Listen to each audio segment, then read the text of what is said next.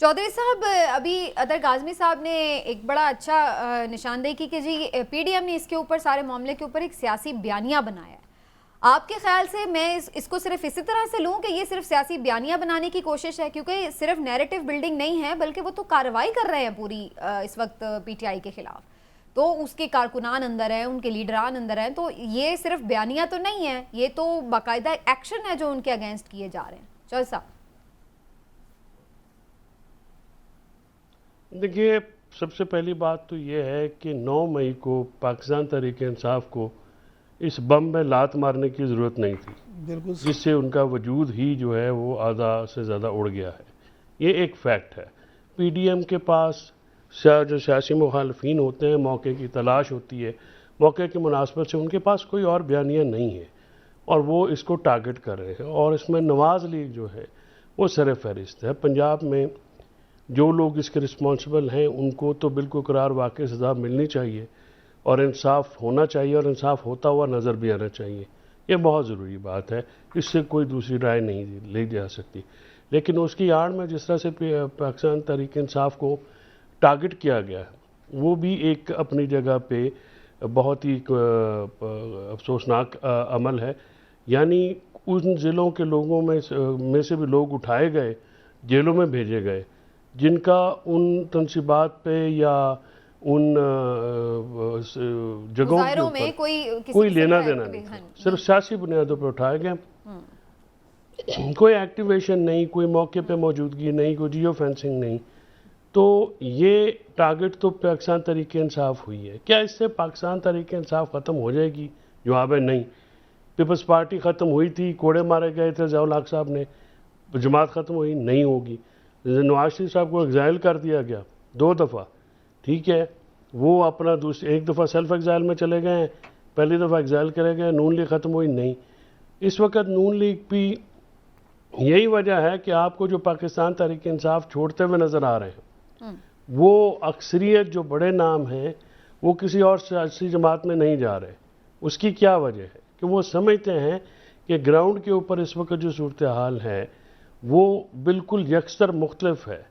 ये जो ज़बरदस्ती धौंस धांधली के साथ जो पीडीएम की हुकूमत जो है ये कह रहे हैं, इसका कोई सियासी दूरास फ़ायदा नहीं होगा। और अभी इलेक्शन भी नहीं है, ये भी एक वजह है। और ना ही इलेक्शन मुझे करीब में नज़र आते हैं। पाकिस्तान में अक्टूबर में इलेक्शन होते हुए बहुत सारे लोग कहते हैं, मेरे एनालिसिस में अक्टूबर में इलेक्शन नहीं होंगे, क्योंकि सूरत हाल अभी वैसी नहीं है कि इलेक्शन कराए जा सकें। और इलेक्शंस इस सारी सूरत हाल के बाद ऐसे हों जो कि सबके लिए काबिल कबूल तो ऐसी बनाई जा रही है, फिर ही एक बात बन सकती है। लेवल प्लेइंग फील्ड का वही तो हो रहा है ना। नहीं, वो पार्टी अभी तक इन स्पाइट ऑफ तमाम कोशिशों के बनी नहीं है। और ये जो अफवाह साजी का एक बाजार गर्म है, कोशिश ज़रूर कर रहे हैं जहांगीर तरीन साहब, लेकिन अभी तक उस पार्टी की बुनियाद नहीं रखी जा सकी है। वो पार्टी कैसे होगी? सर, नई पार्टी बने या ना बने, लेकिन जो पार्टी जो सबसे बड़ा खतरा थी वो तो टूट गई ना। असल बात तो ये है, वो पार्टी बनी ना बनी, लेकिन बाकी पार्टीज के सिलकर देखिए उस पार्टी को, ये भी मैं आपकी बात से समीना, मैं इस बात से एग्री नहीं करता।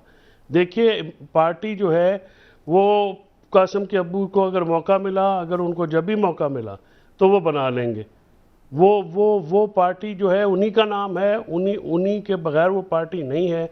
उनका जो मामला है, पार्टियां जो जिस तरह की पाकिस्तान तहरीक इंसाफ की ग्रास रूट लेवल बड़ा अगर है ना चौधरी साहब, मैं आपकी बात से इत्तेफाक करती हूँ, लेकिन सर इसमें बहुत बड़ा अगर है ना कि अगर उन्हें मौका मिला, अब देखना तो ये कि पहले हमें ये देखना होगा कि उनके फ्यूचर का क्या तायुन होता है। मैं इस पे आती हूँ दोबारा, ये बात आप बात जो दूसरा इसमें ज़िमनी सवाल ये जरूर आप कीजिए कि अगर ये नहीं मौका मिलता तो फिर पाकिस्तान तहरीक इंसाफ कैसे कायम रह सकती है।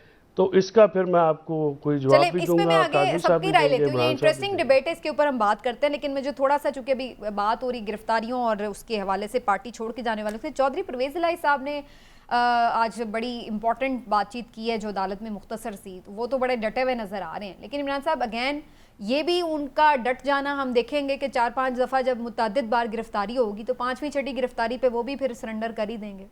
नहीं, देखिए मुझे ये लगता है कि चौधरी परवेज़ इलाही साहब और चौधरी मुनस इलाही साहब ये फैसला कर चुके हैं कि उनका मुस्तकबिल अब पीटीआई में है।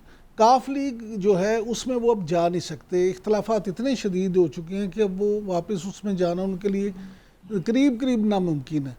नून लीग जो है उसमें उनकी जगह नहीं बनती। वो सियासत भी तो छोड़ सकते हैं ना, मेरी बाकियों की गुजारिश तरह। तो सुने ना, पीपल्स पार्टी जो है उसके साथ जरदारी साहब को ये है कि इन्होंने हमारे से बिट्रे किया था, इसलिए जरदारी साहब तो किसी तौर भी जरदारी साहब के लिए वो काबिल कबूल नहीं। लिहाजा अगर उन्होंने सियासत करना है तो सियासत उनकी बचती है सिर्फ पाकिस्तान तहरीक इंसाफ में।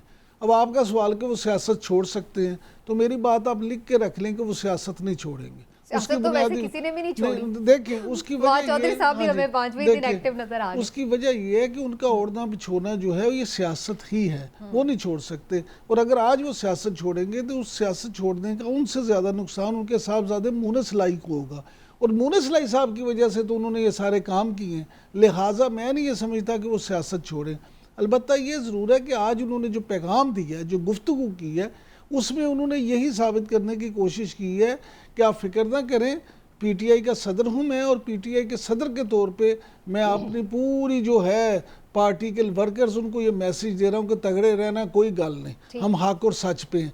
यानी उन्होंने ये जो अभी चौधरी साहब जो बात कर रहे थे, एक चीज़ को समझने कि उन्होंने अल्टरनेट क़यादत के तौर पे भी आज अपने आप को पेश किया कि कोई ऐसी बात नहीं। और मैं समझता हूँ कि चौधरी परवेज़ इलाही साहब जो हैं वो पार्टी चला भी सकते हैं, लेकिन क्या असद उमर साहब, परवेज़ खटक साहब, फवाद चौधरी साहब और ये सारी जो बारी शख्सियात हैं, शाह महमूद कुरैशी साहब, ये क्या चौधरी परवेज़ इलाही साहब को उसमें कबूल करेंगे?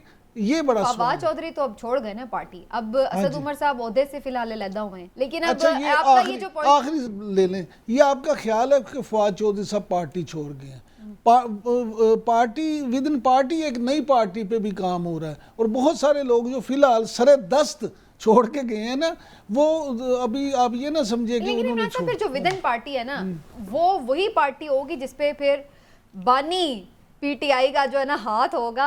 अगर कोई अपने तौर पर विदन पार्टी बना रहा है तो फिर वो एक अलग पार्टी ही होगी। लेकिन मैं इस पे आती हूँ, मुझे थोड़ा सा अतर काज़मी साहब का भी लेना है मौके इस पे। अतर काज़मी साहब, बहुत सारे लोगों की एक थेरी है कि शाह महमूद कुरैशी हो या परवेज़ इलाही साहब हो, ये वो लोग हैं जो इसलिए भी नहीं छोड़ रहे पार्टी, और थोड़ी सी मुसीबत भी अगर है तो बर्दाश्त भी कर लेंगे, कि उन्हें ये नज़र आ रहा है कि अगर -1 हुआ तो उस सूरत में ऑटोमेटिकली पार्टी तो उन्हीं की झोली में आ गिरेगी। तो उन्हें क्या ज़रूरत है कि जो एक मकबूलियत का वोट बैंक है उसको बिला वजह नाराज़ करें। तो वो कहेंगे कि चलो ठीक है, वो खुद ब खुद उनके हाथ में आ जाए। तो डू यू थिंक कि ये एक वजह हो सकती है कि ये लोग मौजूद रहें फिर भी, क्योंकि इनके ऊपर तो सबसे ज़्यादा सस्पेक्ट था कि ये जल्दी चले जाएंगे?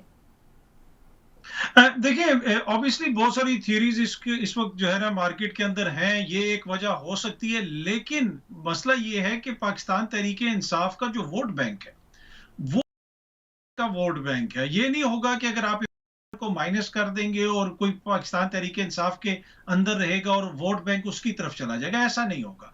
जिसको सब कहेंगे कि जनाब ये है मेरा वोटर या फिर ये है मेरा सपोर्टर और ये आपको वोट देगा, तो वो उसी को वोट देंगे। यही तो मेरा मतलब है ना सर, क्योंकि सब ये कह चुके हैं ना कि अगर मैं नाअहल होता हूँ या जेल चला जाता हूँ तो शाह महमूद कुरैशी पार्टी को लीड करेंगे। तो फिर शाह महमूद कुरैशी को ज़रूरत क्या है पार्टी छोड़ने की? अगर उन्हें ये नज़र आ भी रहा हो कि इमरान खान हो सकता है आगे नाअहल हो जाएं, जेल चले जाएं, तो पार्टी का वोट बैंक, इमरान खान का वोट बैंक समेत उसको उन्हें मिल जाए।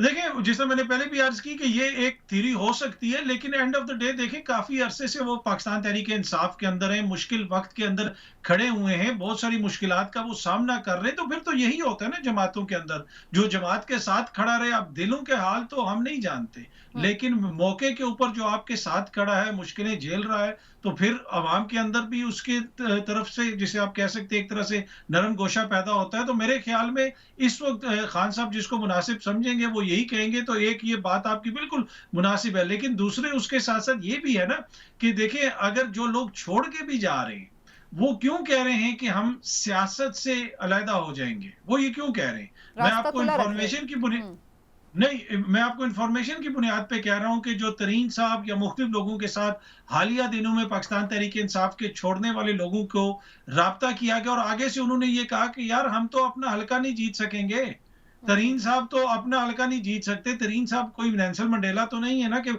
साउथ पंजाब उनके पीछे आ जाएगा।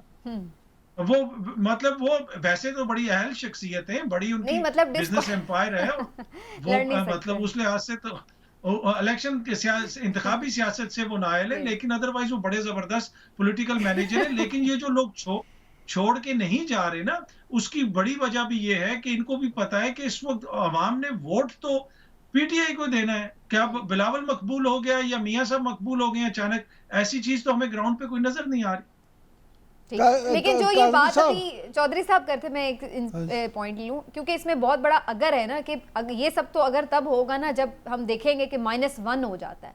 आपको -1 बिल्कुल कोई अभी इस महीने या अगले महीने तक करीब करीब कुछ नजर आ रहा है? वो इमरान साहब का भी सवाल ले लें, आजकल वैसे ही जो है माइनस करने की कोशिश होती है हर जगह में। मैंने इधर भी दबाया हुआ है उन्हें फुल टाइम।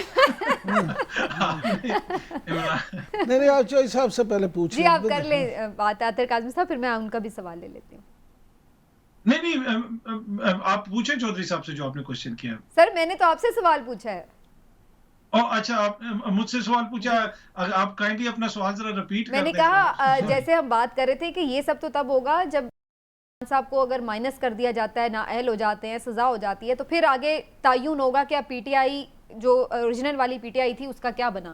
तो आप इस तरह ये सब चीज़ें अगले एक आध महीने में ही होते हुआ देख रहे हैं कि इस पे वाजे आपको नज़र क्या आ रहा है? क्योंकि बहुत सारे सीनियर सहाफ़ी तो ये खबरें दे रहे हैं कि ये तो अब पता नहीं है आपको कि उनके साथ होने क्या वाला है। जी जी जी, ये देखिए ख्वाहिशात और खबरें तो बहुत से हैं इस वक्त मार्केट के अंदर। इशू ये है कि नाअहल कर देंगे, आप 2 महीने के अंदर रैप अप कर देंगे, आप उन करोड़ों पाकिस्तानियों को क्या करेंगे? ग्राउंड के ऊपर जो फ्रस्ट्रेशन बिल्ट होगी उसका आप क्या करेंगे? आलमी सतह के ऊपर जो बयानिया बन रहा है उसका आप क्या करेंगे? जो ऑस्ट्रेलिया की सेनेट के अंदर बातें हो रही हैं उसका आप क्या करेंगे? जो अमेरिकी सेनेटर बयान जारी कर रहे हैं आप उसका क्या करेंगे?